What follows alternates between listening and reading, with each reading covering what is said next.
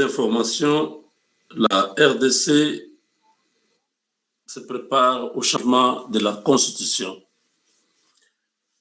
La commission qui doit penser au changement de la Constitution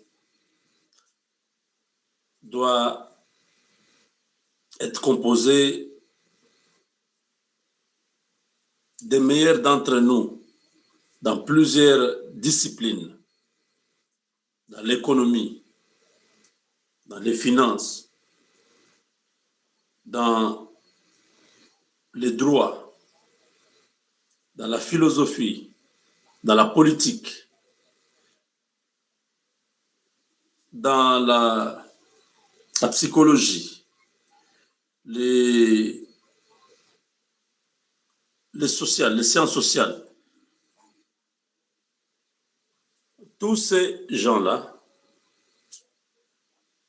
ils vont projeter la société congolaise depuis nos ancêtres jusqu'à aujourd'hui. Comment nous avons évolué, quels sont nos points forts, nos points faibles, quelles sont nos habitudes, nos coutumes. C'est tout ça qu'on va tenir compte dans la Constitution. On ne va pas faire une Constitution un peu copie-coller. Des choses de blanc, non. On ne va pas amener des histoires de blanc. Ils ont des réalités qui font que certaines choses, certaines dispositions, ça fonctionne chez eux. Chez nous, ça ne passe pas.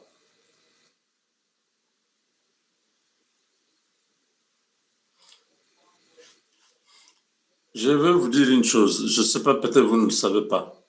Est-ce que vous savez que le mariage monogamique,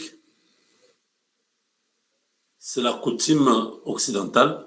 Ça n'a rien à voir avec les Africains, les Congolais, non.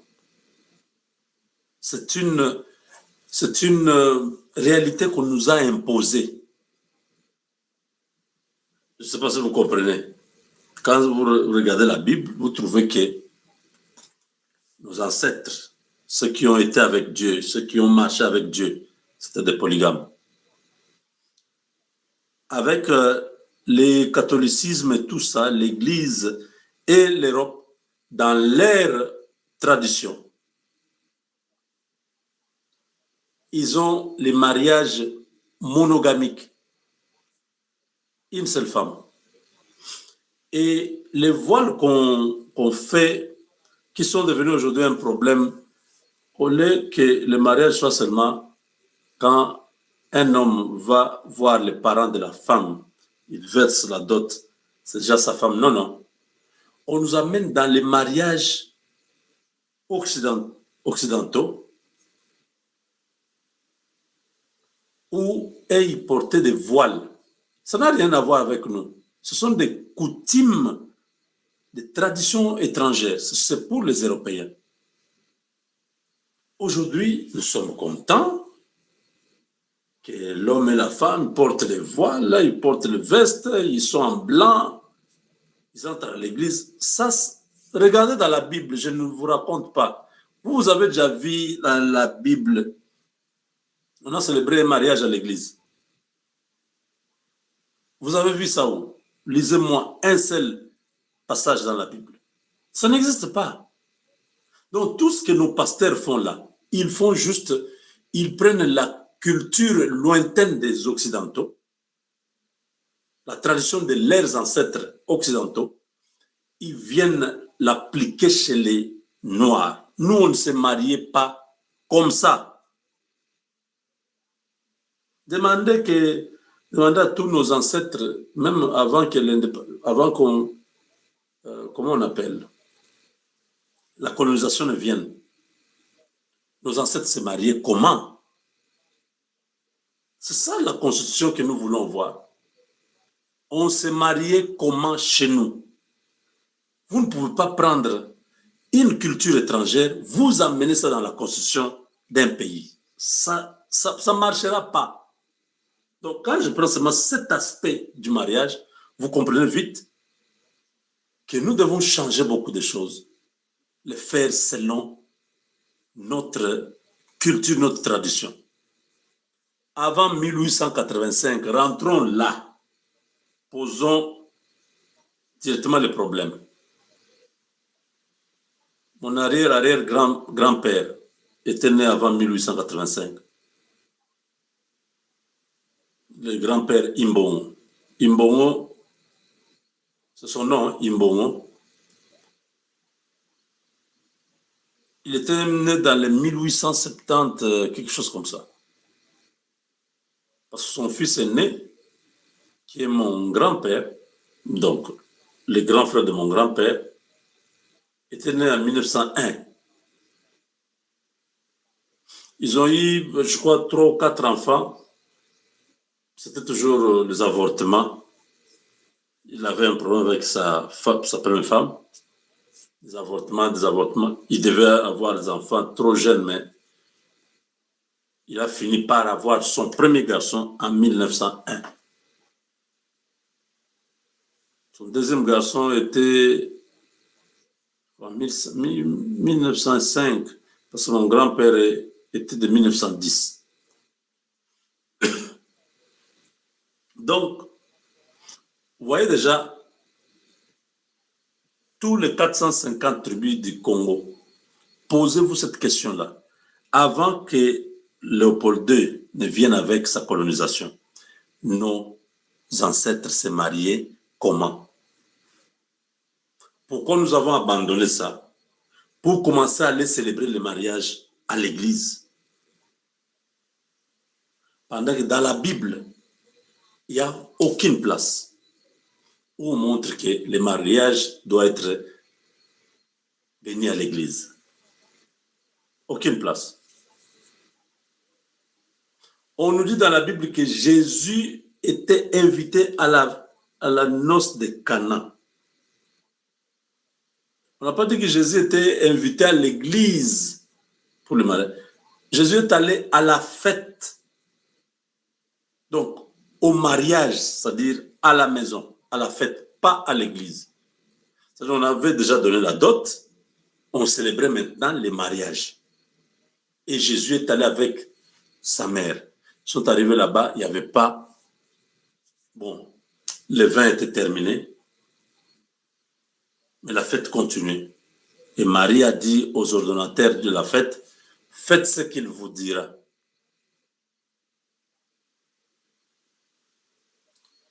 Je ne sais pas si vous comprenez. Moi, je ne suis pas dans l'évangile des mensonges, là où on organise les choses, on dépense beaucoup d'argent. Moi-même, je suis passé par là, parce que je ne savais même pas. Je croyais que c'était biblique. Le mariage n'est pas biblique. Le mariage de l'église, là, n'est pas biblique. Abraham a pris son serviteur, Eliezer. Il l'a envoyé pour aller chercher une femme à son fils. Il l'a envoyé avec des présents, avec la dot et tout.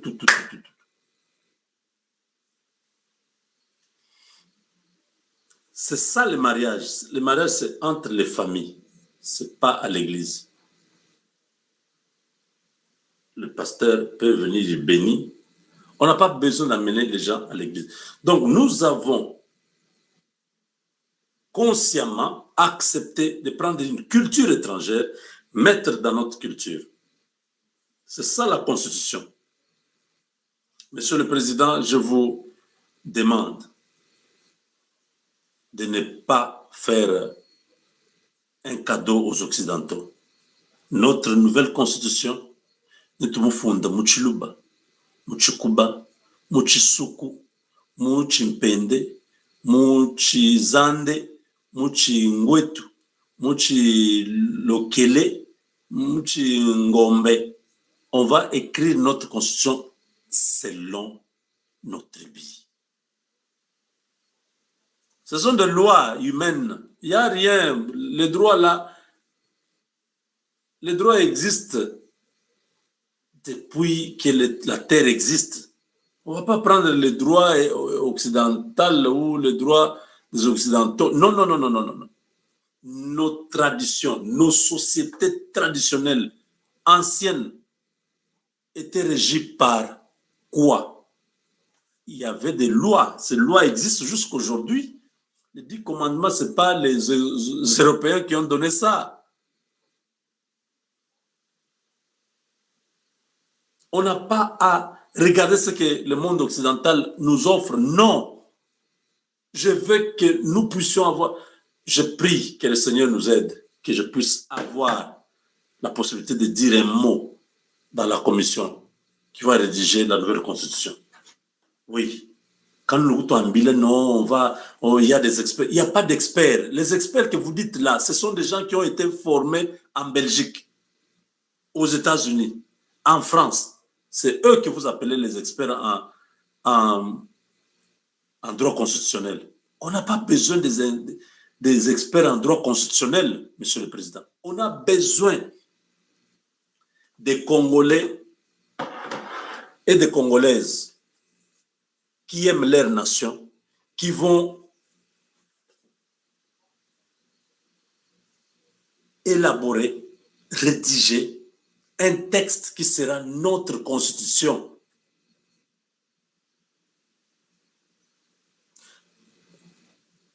En matière de l'économie, en matière de droit, en matière de ceci, toutes ces matières-là, nous allons réfléchir selon notre réalité, avoir une constitution que le monde regardera pour la première fois, dire ah, ça c'est vraiment, ça c'est du Congolais, oui. Quand vous lisez un article, vous vous retrouvez dans l'article. Nous voulons ça. Nous ne voulons pas des choses que les Occidentaux, les Louis Michel et les autres ont mis là-bas. Nous sommes retrouvés. Vous voulez essayer quelque chose, vous retrouvez que vous êtes bloqué. On vous dit non, vous ne pouvez pas faire ça, la Constitution, vous allez violer la Constitution. Mais ces histoires-là, ça ne peut pas marcher parce que ce n'est pas notre culture.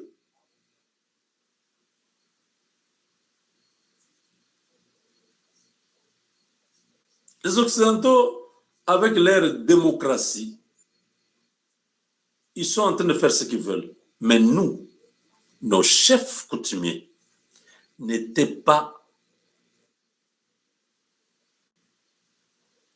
liés à un mandat. C'est ça là.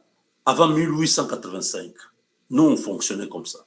Nos chefs coutumiers n'avaient pas un mandat. Donc, nous pouvons mettre une disposition où le président de la République n'a pas un mandat.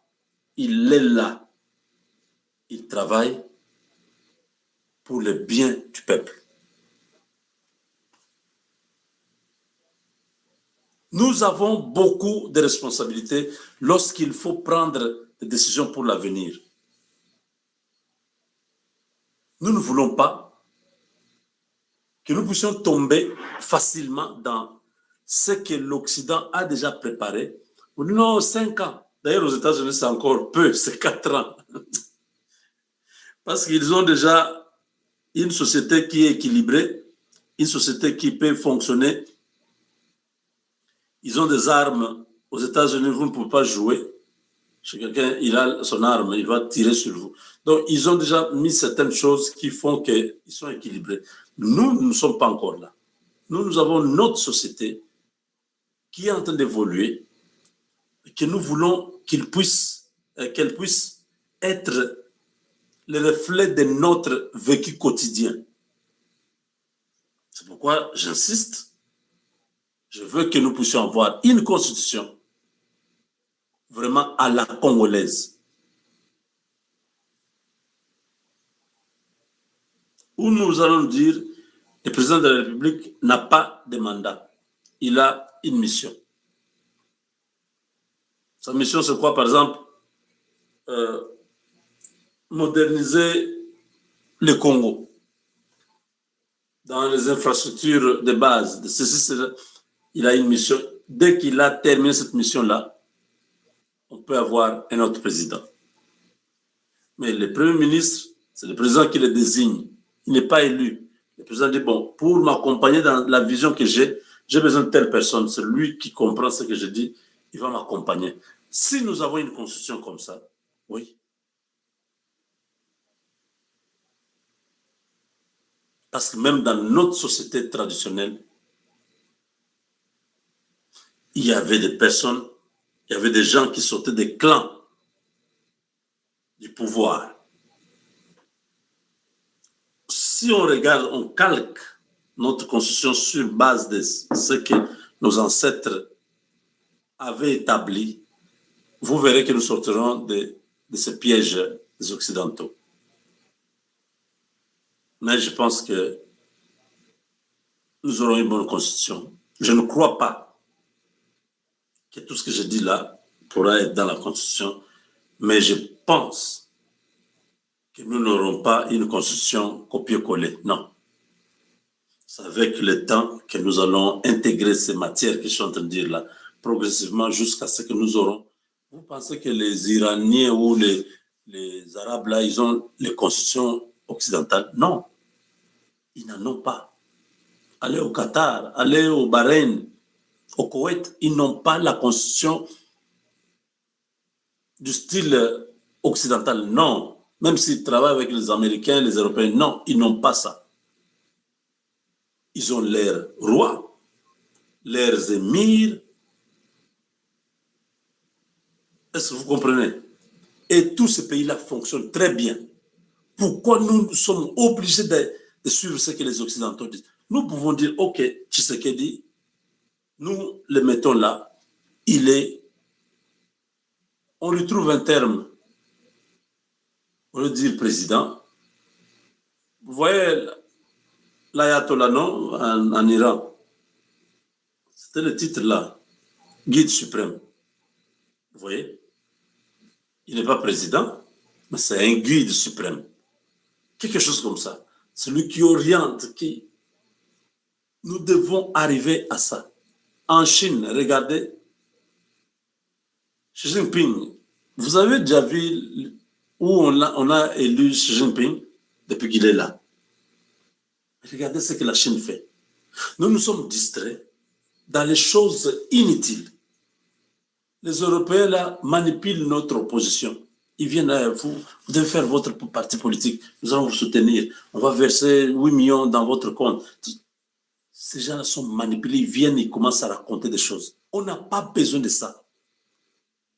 Nous avons besoin d'un pays qui est en train d'évoluer. Je vous ai dit, non? Regardez Poutine, il est là. Il est là. Les Occidentaux, ils ont leur système. Ce système-là marche. Nous, pour que ce système marche, ça prendra du temps. Parce que nous avons un système.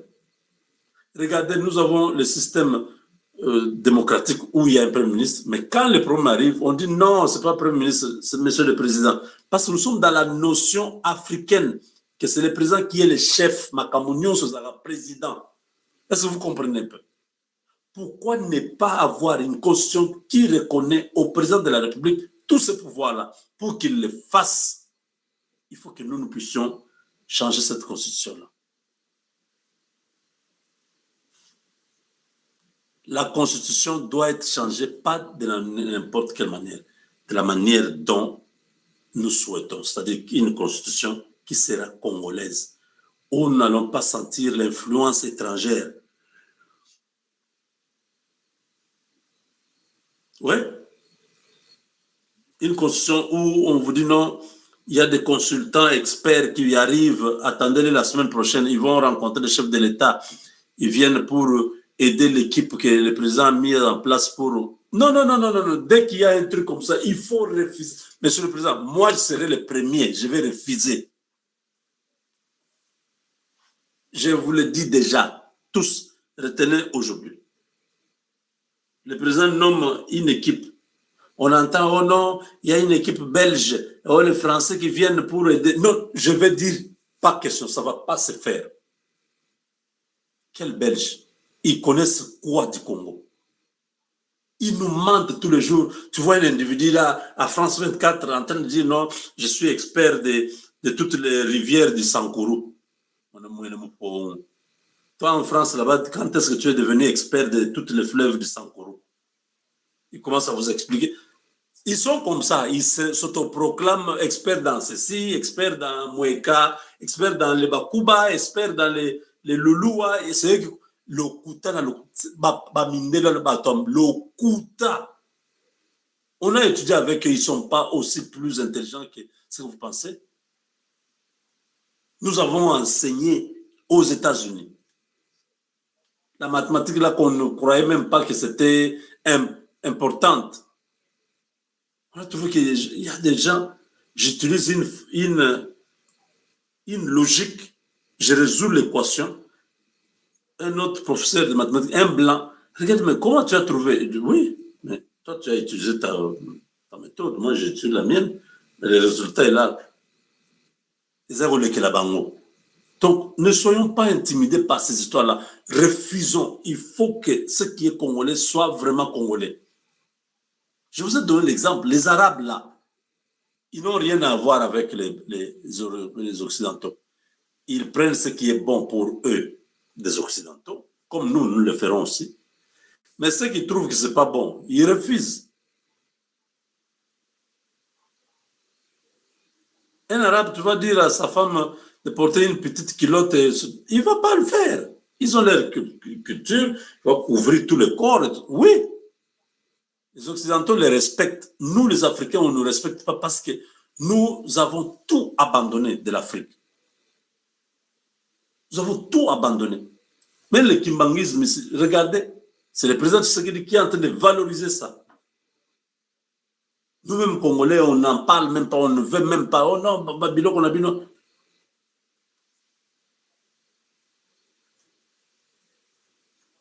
Quand est-ce que tout ce que nous avons connu depuis l'enfance, nous pouvons valoriser? Moi, ça me fait mal. Je voulais parler de Trump qui menace l'Iran et tout ça. Bon, je trouve que on est en train de passer. Nous avons une richesse incommensurable dans tout. Le monde doit venir vers la RDC pour venir apprendre, parce que le monde a commencé au Congo. Tout est là. Mais nous sommes en train de nous considérer comme des riens. On nous manipule à gauche, à droite. C'est pourquoi je dis merci à Dieu de nous avoir donné Félix Tshisekedi.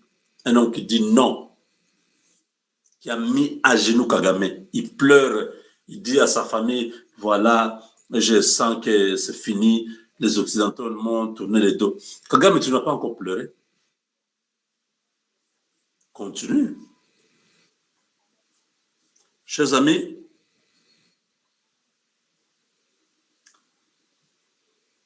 la constitution de la RDC est un enjeu spirituel et cosmique. C'est pour redonner à la RDC son essence, son existence et son identité. Ne permettons pas, n'acceptons pas qu'on nous impose une quelconque ligne de conduite.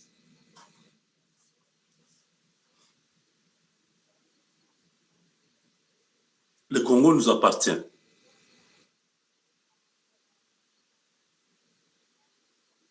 Je n'ai pas demandé à Dieu de naître congolais. Je pouvais naître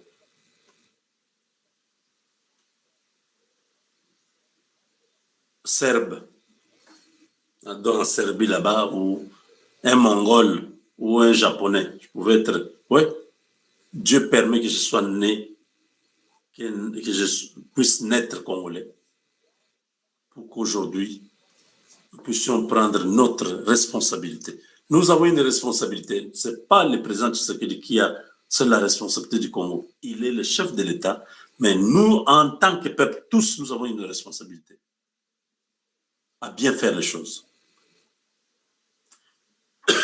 Et c'est de ça que je suis en train de parler. Je ne veux pas que nous puissions avoir une constitution qui va être un truc bâclé, influencé par des intérêts obscurs. On commence à vous dire non, il y a des gens qui viennent aider, non, il ne faut pas être trop radical. il faut que la Constitution puisse se conformer avec les lois internationales. Nous sommes signataires des traités internationaux. La Chine n'a pas signé les traités internationaux.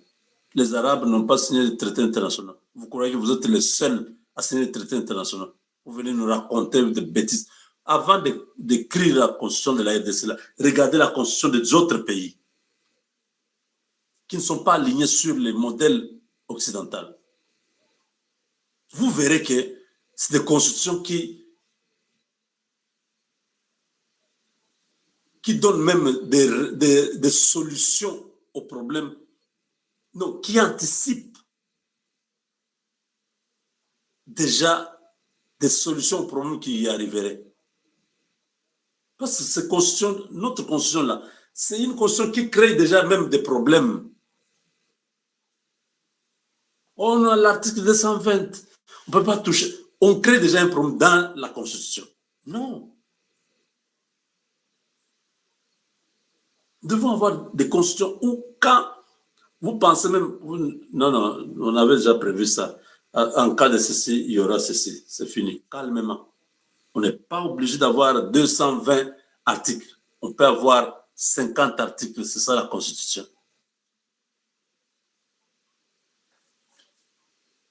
Oui.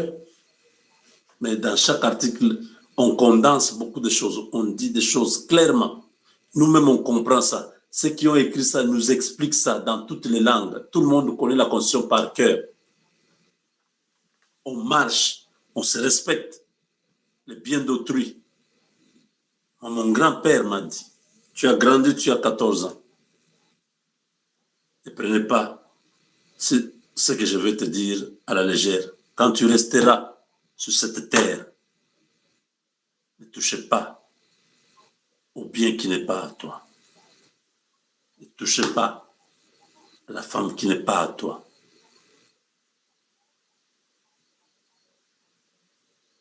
Ne faites pas du mal aux faibles, à l'indigent.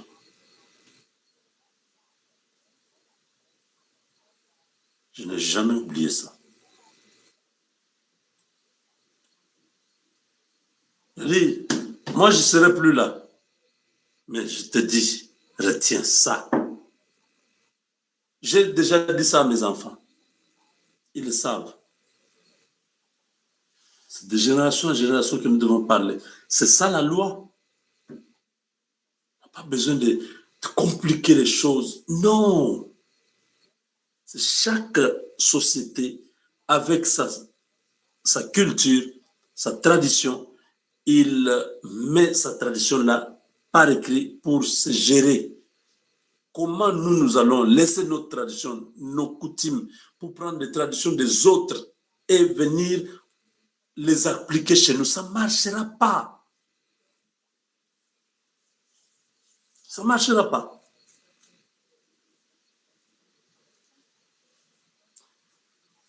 Voilà, chers amis, les présidents américains menacent d'effacer l'Iran de la carte du monde.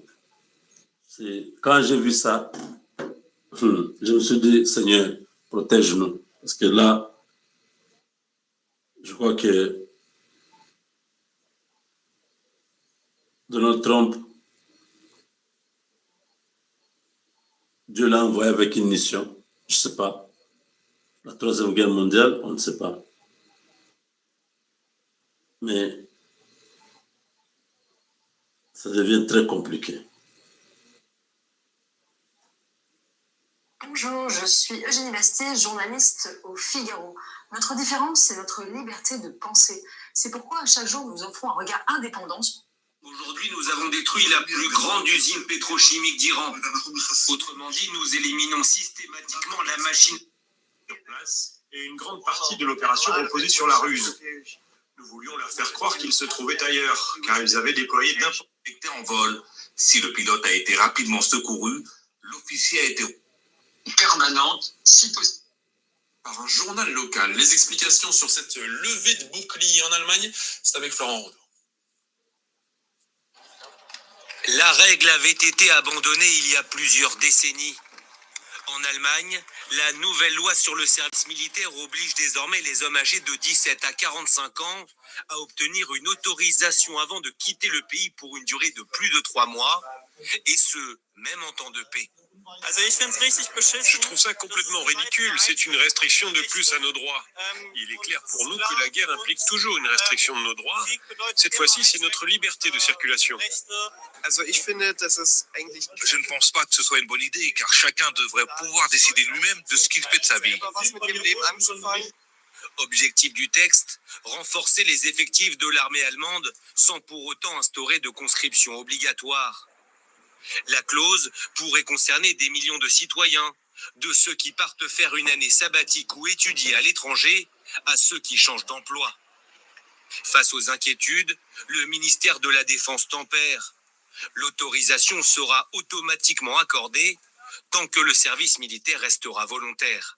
Le service militaire étant, en vertu de la législation actuelle, exclusivement fondé sur la participation volontaire, de telles autorisations doivent en principe être accordées. En poste depuis un peu moins. L'information continue sur France 24 et France Info.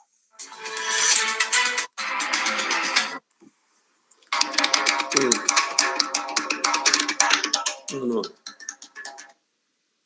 Cette fois-ci, il sera la présidente libanaise. Je cherche là où Trump vient de parler. 30% de la... Où on est de la CIA, Voilà. qui sait que tout son travail, qui consiste à informer l'aviateur et ensuite 7 heures en pleine nuit pour récupérer le deuxième aviateur, et l'Iran n'a rien pu faire par rapport à cela. Nous nous battons avec honneur et sous la présidence de Donald Trump, nous continuerons Ça, c'est à vaincre. Ça, c'est le ministre Que Dieu bénisse le président de la Trump guerre. et les États-Unis d'Amérique. Good afternoon, everyone. le chef d'état-major est là. Bonjour à toutes et à tous. Merci, Monsieur le Président. Merci, Monsieur le secrétaire à la guerre. Avant d'ouvrir mes propos, je sais que vous souhaiteriez avoir des précisions sur ces missions. Je vous dirai ce que je peux, mais je serai tenu au secret sur d'autres éléments. Et je ne peux que souligner l'importance, comme l'a dit le Président, sur la sécurité de nos opérations. Il y aura un deuxième briefing demain matin et nous verrons ce que nous pourrons divulguer. Le jeudi 2 avril à 10h10, heure du soir à 4h du matin à l'heure d'Iran, l'équipe de sauvetage centrale qui gère les forces aéroportées ont déclaré un événement, une opération de sauvetage du 4-4, donc loin derrière les lignes ennemies iraniennes. Nous avions une situation où les aviateurs qui avaient pu s'éjecter de leurs aéronefs se sont retrouvés cloués au sol derrière les lignes ennemies. Sur l'ordre du président, les forces armées ont lancé une opération de sauvetage avec pour mission l'exfiltration de nos deux aviateurs. Quelques heures plus tard, ayant pu localiser le premier aviateur, sachant qu'il y avait une opération de recherche par l'ennemi, le commandement central américain a approuvé un plan de sauvetage. Une équipe CSR qui faisait intervenir 10 aéronefs ont pu être lancés sur le terrain. Vous aviez des Jolly Green, des hélicoptères Jolly Green. Vous avez un aéronef militaire qui comportait des soldats et des sauveteurs qui sont entrés sur le territoire ennemi en plein jour pour localiser et récupérer donc cet aviateur derrière les lignes ennemies. C'était une opération extraordinairement dangereuse, incroyablement audacieuse, mais c'est une promesse que nous faisons à tous nos aviateurs, à tous nos soldats. Nous vous laisserons jamais sur le terrain, nous irons vous retrouver et vous ramener chez nous. Pendant plusieurs heures, nous avons l'équipe de sauvetage est entrée dans l'espace aérien iranien avec une escorte aérienne pour entrer dans cette zone qui essuyait les feux ennemis. Vous avez pu voir sur les réseaux sociaux que les hélicoptères ont été suivis d'un C-310 pour se rendre sur le lieu.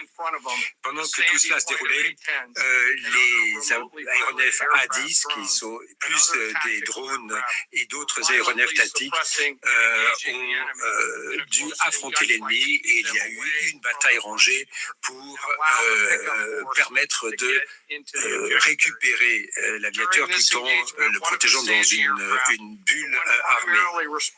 Le premier aéronef Sandy qui devait communiquer avec l'aviateur a été touché par le feu ennemi. Le pilote a continué de se battre, il a mené la mission jusqu'au bout et a pu déposer son aéronef dans une autre zone en constatant que son aéronef, donc cet aéronef A-10, ne pouvait pas atterrir. La décision a été prise de donc s'éjecter sur un territoire ami et lui-même, donc ce sauveteur a lui-même a pu être récupéré dans ce sol allié. Le H-60, le Jolly Green, lui, a essuyé le feu de toutes les personnes en Iran qui disposaient d'une arme et effectivement, cet aéronef a essuyé le feu de plusieurs armes, mais a pu s'en sortir. Alors, il faut savoir ce que fait un aéronef Sandy. Il s'appelle Sandy parce que c'est un appareil qui a mené des missions au Vietnam, dans différentes missions. L'aéronef Sandy a une mission qui est de trouver les survivants, les récupérer et créer une bulle entre les hommes au sol et l'ennemi. C'est ce que font les aéronefs Sandy et leurs pilotes. Ils sont formés pour cela pendant des années. Les équipes de sauvetage, l'équipe des aéronefs A-10 ont fait un travail remarquable pour récupérer le premier pilote. 44A est son nom de code. Encore une fois, c'était une mission extraordinairement courageuse et qui témoigne de la compétence, de la ténacité, de la compétence de nos dirigeants, de nos chefs de guerre, pour ainsi dire, mais bien sûr de nos hommes. Et ceci est essentiel pour toutes nos forces armées. Et puis le deuxième aviateur, comme l'a dit le secrétaire de la Défense, ce deuxième homme a dû également survivre et se protéger. Et le deuxième pilote, qu'on appellera 44B, son nom code, a dû échapper à la capture, mais communiquer avec nos agences de renseignement, notamment la CIA, qui a essayé donc de localiser le deuxième pilote, 44B. 44, bravo, donc son nom de code. C'est terrible, hein? Alors il fallait bien savoir que pour mener à bien une mission de sauvetage, il faut pouvoir mener un esprit d'attaque. Et notre aviateur était animé de cet esprit d'attaque, cette volonté de survivre et de s'en sortir. Et donc ce deuxième aviateur était déterminé à survivre et c'est cela qui nous a permis de le sauver. Et le samedi 4 avril, ayant pu établir une communication avec ce deuxième pilote, 44B, nous avons appris qu'il était blessé et qu'il était en train d'échapper aux forces ennemies. Et grâce aux partenaires de la CIA, nous avons pu localiser et identifier notre homme. Pendant tout ce temps, les forces ennemies continuaient de chercher notre homme, 44B, et nous avons évidemment attaqué sans relâche. Il y avait en plus des conditions météorologiques compliquées et c'était la deuxième fois de suite, donc ce samedi, qu'une deuxième mission de sauvetage a été menée avec l'approbation du président et du secrétaire à la guerre. Et c'est ainsi que notre équipe a été lancée pour récupérer le soldat 44B. Il fallait donc l'approbation du commandant en chef. Évidemment, les moyens étaient beaucoup plus importants parce que cette fois-ci, les forces ennemies disposaient, elles aussi, de beaucoup plus de moyens. Là, nous avions des appareils A-10 qui protégeaient l'aéronef Sandy, qui était là pour assurer le sauvetage. Et là encore, la mission était claire, il fallait faire tout pour récupérer notre homme. Et là, il y avait un plan qui était connu, évidemment, de l'aviateur, qui devait être exécuté, mais il fallait également savoir que différentes situations pouvaient se présenter. Et grâce au professionnalisme de nos forces armées... Voilà, chers amis, il y a la partie que je ne retrouve pas. Trump a dit que demain mardi, ça peut être la fin de l'Iran. Il a menacé. que l'Iran prenne disposition parce qu'ils ont demandé qu'ils puissent ouvrir les trois d'Ormuz. Ils n'ont pas voulu. Et Trump a l'arme atomique avec lui. Ce qui s'était passé à Hiroshima et Nagasaki, quelque chose comme ça peut arriver en Iran.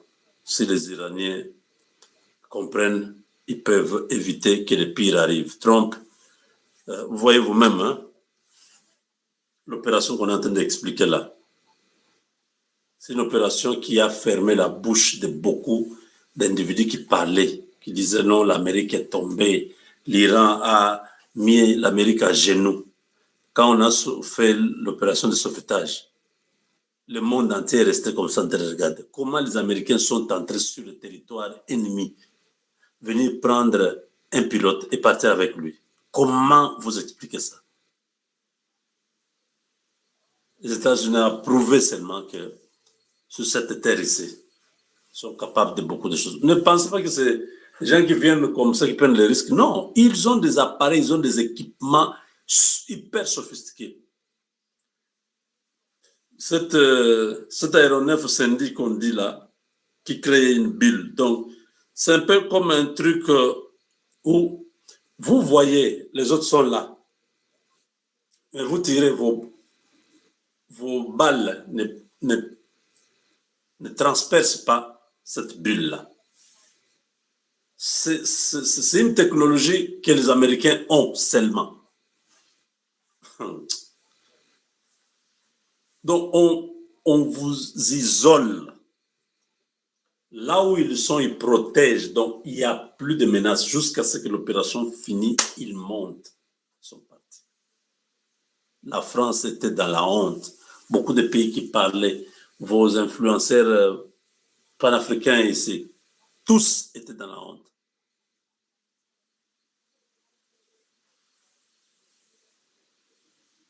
Le premier pilote avait déjà secouru, le deuxième a été secouru. L'Amérique est encore très puissant maintenant. Trump, très puissant. Les Iraniens sont restés dans la honte. Ils avaient déjà dit, c'est lui qui va nous donner l'information là où se trouve le pilote. Il aura une prime. Les Américains ont dit non, on ne va pas se faire humilier devant cette. Ils ont lancé l'opération. On a récupéré les pilotes. Donc nous prions vraiment que Dieu aide notre nation, la RDC, que nous puissions sortir tête haute, que le Congo devienne stable et que tout ce qui était prévu pour la RDC se réalise. Il y a un avion aujourd'hui du Rwanda, je crois un hélicoptère qui a tenté d'aller encore à Minembwe, comme c'était hier. On a bombardé ça, tous ceux qui étaient dedans, tous, ils ont péri. Donc, au sein du M23, ça ne marche pas entre eux. Ils se promettent la mort, ils se promettent la vengeance. Il y a les camps des Congolais et les camps des Rwandais. Le camp des Congolais est représenté par Corneille Nanga. Quand ils ont des problèmes avec les Rwandais, ils viennent pleurer seulement chez Nanga. Maintenant, Nanga lui-même est déjà en difficulté parce que les Rwandais ont déjà leur plan. Ils veulent l'éliminer. De toute façon, quand vous allez dans une rébellion, ne vous attendez pas à la vie. C'est 50-50, soit ça réussit, vous devenez des hommes. Si ça ne réussit pas, vous êtes appelés à disparaître. Voilà, chers amis, merci de nous avoir suivis. Merci pour aujourd'hui. Le président Félix Tshisekedi a promis